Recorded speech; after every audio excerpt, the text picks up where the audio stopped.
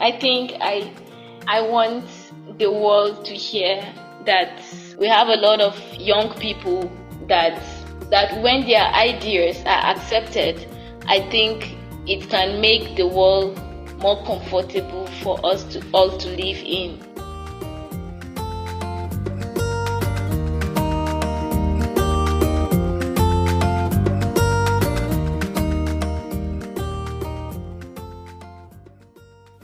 A warm welcome to Young Voices, an intercultural podcast. We are Young at Mission 21, and with this podcast, we want to give young people from all over the world a voice. Thanks to everyone for joining us on this journey to listen, learn, and grow together.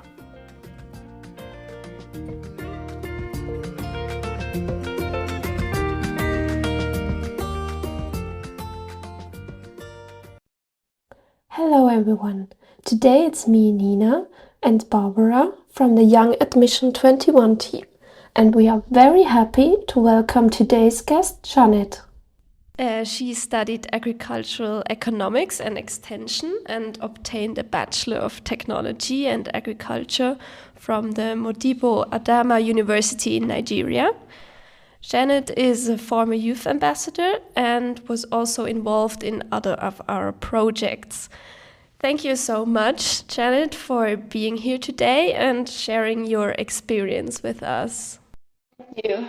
So, as I just said, you did a bachelor, but maybe you can shortly tell us what you are doing now. Are you still studying or are you working now? Okay. Right now I'm serving. I'm in my 1-year national service. I'll be rounding up by December.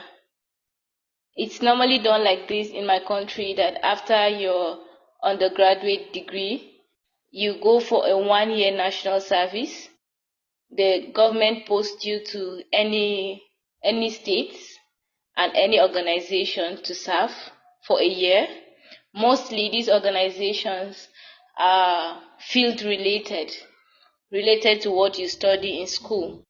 So it's a kind of every graduate, as far as you're under 30, you're a youth, you go for this national service. So after graduating from the university by January, I started the youth service January, and it's ending December this year.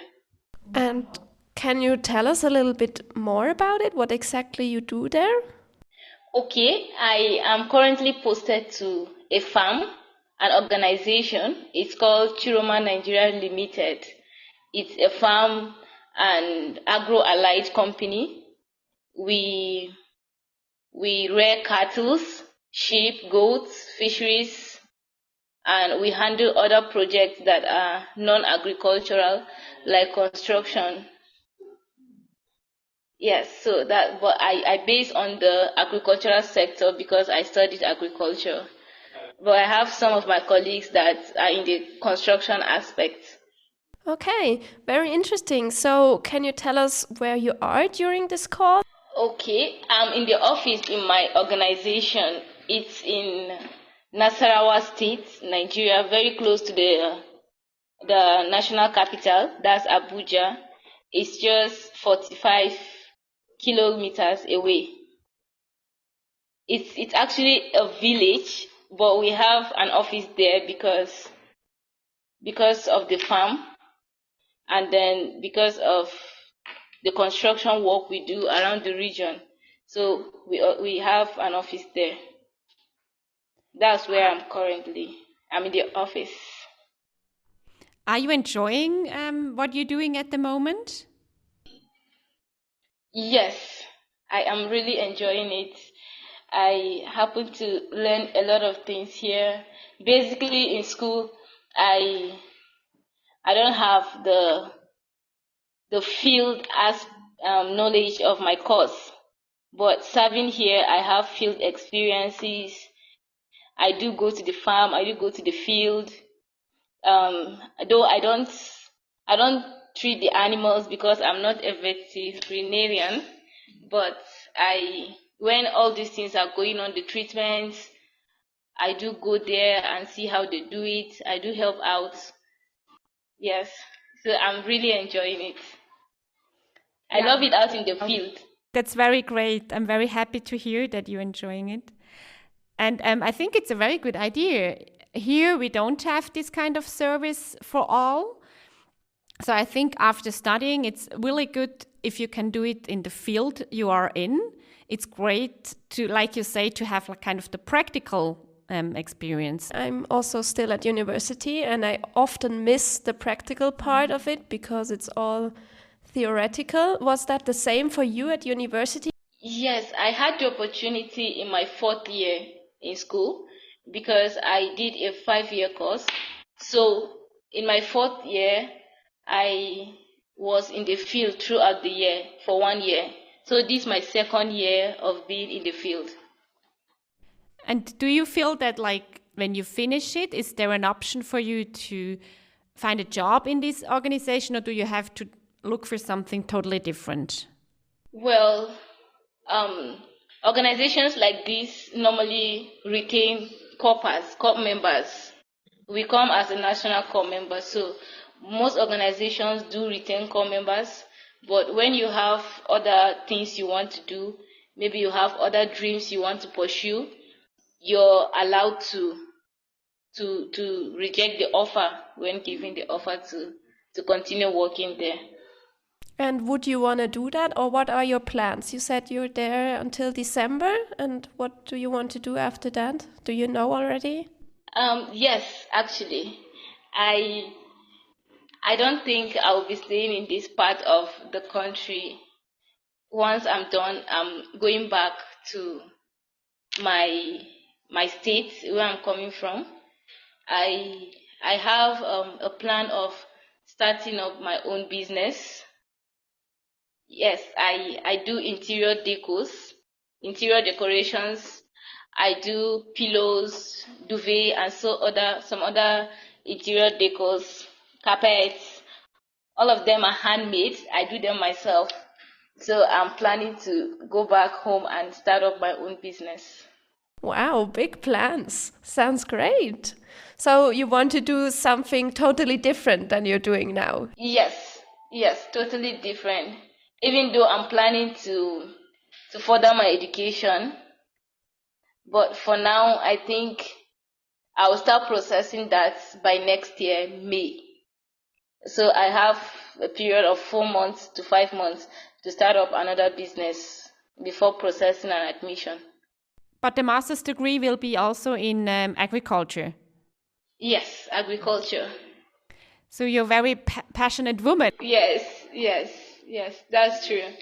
I love my course of study, and the reason why I will go for the interior decos right now is because we are going out of season for farming. So I will just take that as an opportunity to start up my little business that I also have passion in. Then afterwards, when school is back, I resume. I want to, though we have a family farm, but we mostly do it as rain-fed. We don't do irrigation. So it's a kind of a constraint for me to practice my field right now because season normally starts by May in Nigeria. May, June. That's when we start sowing seeds. So for the period of these 5 months, I think I should just do something different. Then when I'm back to school, I will still practice the agriculture. And do you also know what you want to do like in the further future? Yes. In the far future, I would like to lecture, to be a lecturer. Yes. So I plan on forwarding my education from my master's level to my PhD, and then start a job with the university, and then still have my interior decor as something I love to do. I know that you also used to do your own dresses. So did you give that up, or are you still doing that? Yes, I still do my own dresses. I don't do it for commercial purposes, but I do it for myself. So I always make my dresses. I always make what I wear. It really amazes me, since I'm not really a creative person. It really amazes me that people can really do that on their own. I think it's great that you have so many passions and you go off after all of them. So thanks.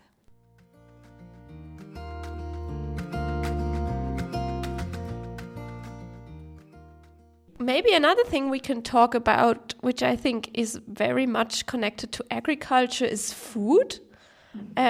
So maybe to start it, I would be very interested if you have a favorite food. Yes, I have a lot of them. So tell us about your favorite foods. Okay, we call it, it's still a northern Nigerian dish. It's called masa. Yes, it's called masa. It's made from rice, and it's popular to the northerners in Nigeria. We enjoy it as snacks, breakfast, but I do eat it all the time because it's my favorite. I prepared it yesterday evening. That's what I ate yesterday. So it's okay. Let me just give a simple way how we make it, the process of making it. It's made from rice. You soak your rice for like 8 hours so that it softens the grain, and you create a batter by grinding the rice. Then after that, you chop some onions and some pepper inside, anything you want. You chop it inside, and then you allow it to ferment. You allow it to ferment for 4 to 6 hours, depending on how you want it. Then you add yeast before fermenting it, yeast and baking powder, and then you add sugar. Then it has this traditional cooking pan. It's round in shape. So when you put it on fire, you fetch the butter with some little oil in the pan. You put a little quantity, it raise a little bit, and after it turns golden, you turn it the other way. Allow it to fry. In less than 2 minutes, you're done. And then you can prepare a sauce and eat with a sauce. And what kind of sauce are you putting, or what is your favorite sauce to eat it with? Okay, it's called taushe. It's with Hausa. It's called taushe soup. Yes, it's made from granite and some Nigerian leaves. Some leaves we have around. We use granite paste and the leaves, and we make the soup. Are you enjoying cooking? Yes, I enjoy cooking.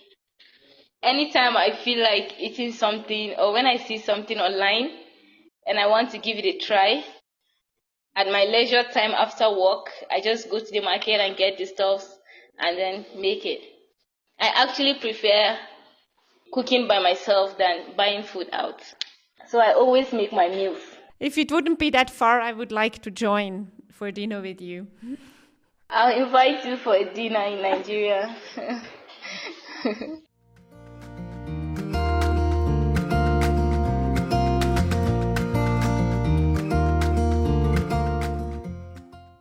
What do you harvest the most, and is that also like your main food source? What we harvest the most here, I think, is rice. Nigerians love rice. We eat rice all the time. During occasions, parties, weddings, we eat rice. And it's almost every Sunday thing, In my family, every Sunday is rice. When you don't cook rice, the children in the family will be like, "Mommy, we want to eat rice. Why not rice? We love rice." So rice is what we eat almost every time. Like personally, I eat rice 2 to 3 times every week, consciously or unconsciously. I just find myself preparing rice. So we eat rice a lot in Nigeria, and then we eat millet. We eat cassava. Cassava. We process cassava. We make cassava flour. We take it as curry. We cook it as stew. We call it. So rice, cassava, millet. So it's a lot of rice fields in Nigeria? Yes. Of a recent, we do irrigation. Like in the last 4 years, the production of rice have like doubled itself in the country since they banned the importation of rice by the former government. A lot of locals produce rice. Okay. We produce a lot of rice in the country because we move from just a rain-fed to both rain-fed and irrigation. So it's like all year round we produce rice.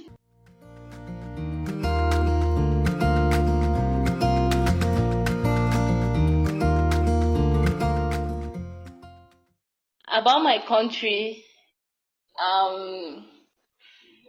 I love Nigeria.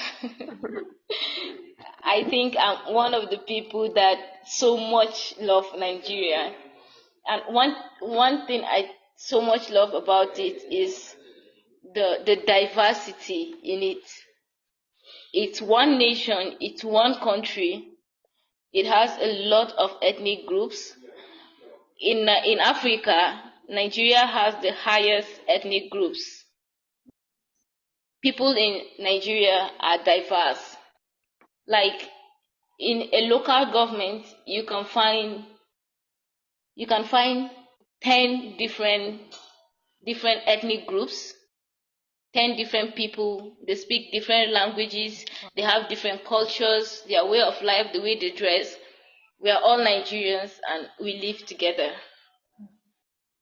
Do you know how many different languages you have?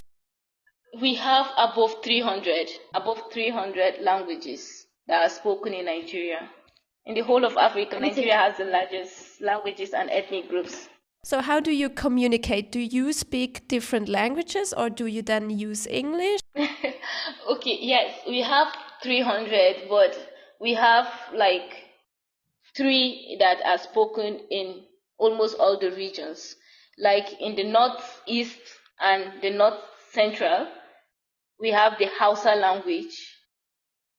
So when you're in the north, almost an average northerner knows how to speak the Hausa language and then English. So if you find someone that doesn't speak English, he speaks Hausa. Not that he's a Hausa person, but because Hausa is the most dominated in the northern part of the country. So it's like a central language that we speak. And then the Nigerian Pidgin. I think Pidgin is even more common than the Hausa language in Nigeria because every region in Nigeria speaks Pidgin English. It's English, but we have the way we polish it. Say, a European might not understand, but it's English and we understand it. So that's how we do it in Nigeria. We call it Pidgin English. And which languages are you speaking? Myself, I speak Hausa, I speak Pidgin, and I speak my local. That's the Kilba language from Adamawa State. And is it any similar to Hausa or is it totally different? The Kilba language. It's totally different from Hausa. It's totally different. And do you learn all these languages as a kid? Do you learn like English from kindergarten on? Yes, English is the only language I learned in school. But the Hausa language I learned from my parents, I learned from the neighbors because it's what is being spoken all around. And then the Pidgin English too, I learned it from around. When conversing with friends, that's what we normally speak. So It's not what I learned in school. English is the only language I learned in school.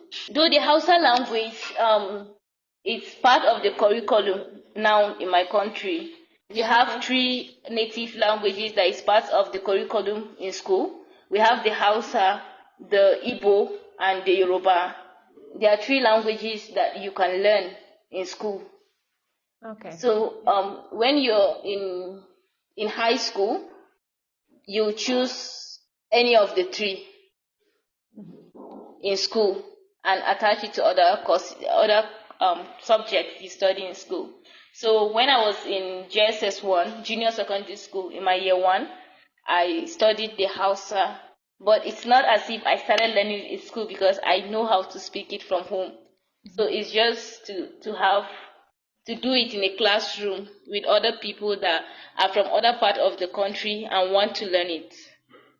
Can I just quickly come back to the diversity like that you talked about? Because it really, I mean, it's amazing, like how you describe it with so much passion, and it's so encouraging to me. How can you reach that point that you can say we are all very diverse, but we are one nation? So what would you say? Do you have any tips for us? Okay, I think the ability for us to be open to accept everyone the way he or she is, it's one thing that make us live together. When we talk about the crisis in the north Nigeria, it's not as if people from other region are the ones that are bringing up the fight. It's within the north, within the northerners. You understand? So it's not as if people from the west or people from the east attack the northerners in the northern states. So when the federal capital, Abuja, in Nigeria, is one of the cities that has a lot of people, languages, and tribes. And when you go there, you hardly differentiate. This one is a northerner, and this one is from the south, because to some extent we all dress casually. We don't do that traditional attire any longer. Only during festive periods, that's when you see people wearing all their traditional attires. But right now, you find out that people from different regions, different religions stay together in the same house, under the same roof, and they live in peace. So I think it all starts from us. It all starts from within us, how we take it. Everybody can live in peace with anyone he wishes if you decide to. It's your choice. I really do think that you say it's a decision. We can live in peace. It's my own decision if I live in peace with the people around me. I think this would be really a worldwide recipe to live in peace together. So one thing that fits perfectly here is we also want to give our community the opportunity to ask a question in our podcasts.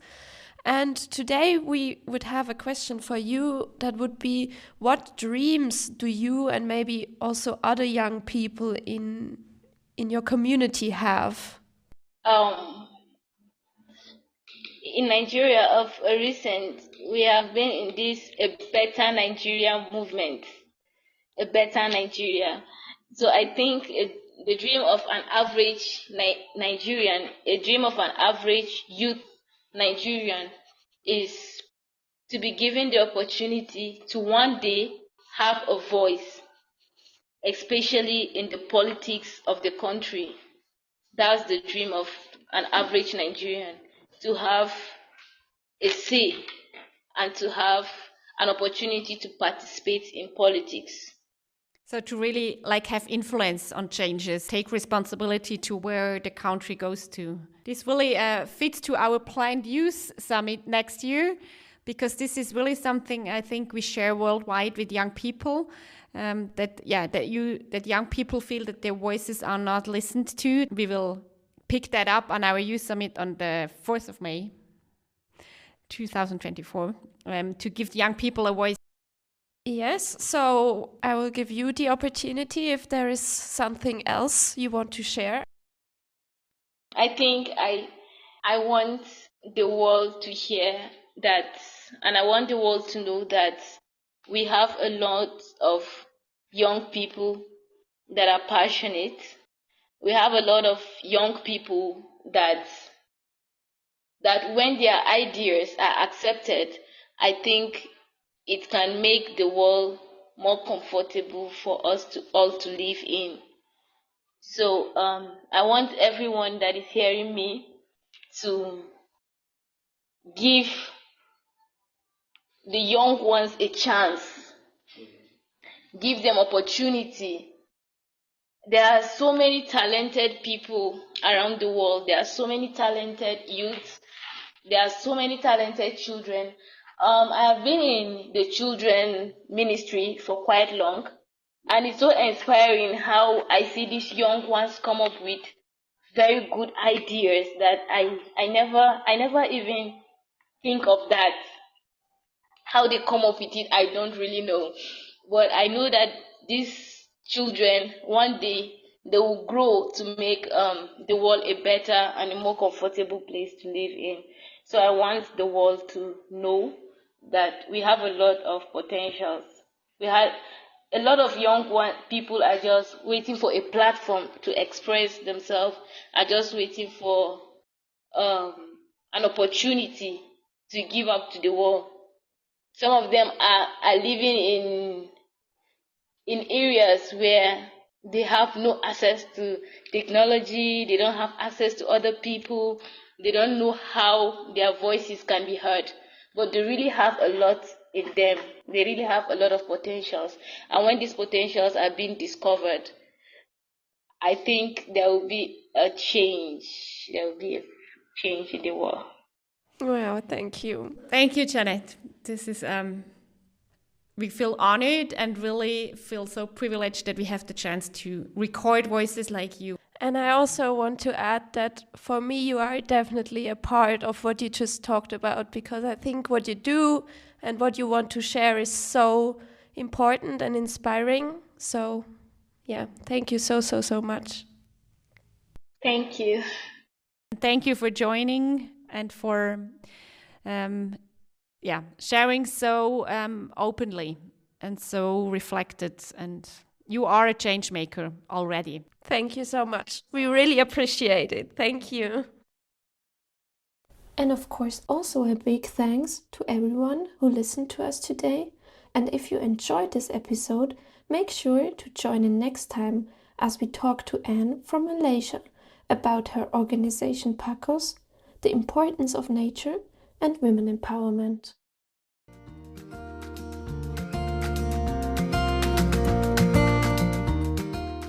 Have a good time, and if you haven't already, follow Young at Mission 21 on Instagram and Facebook, where you can learn more about us and our projects. There you also have the opportunity to ask questions to our podcast guests. And don't forget, always listen to the voices around you.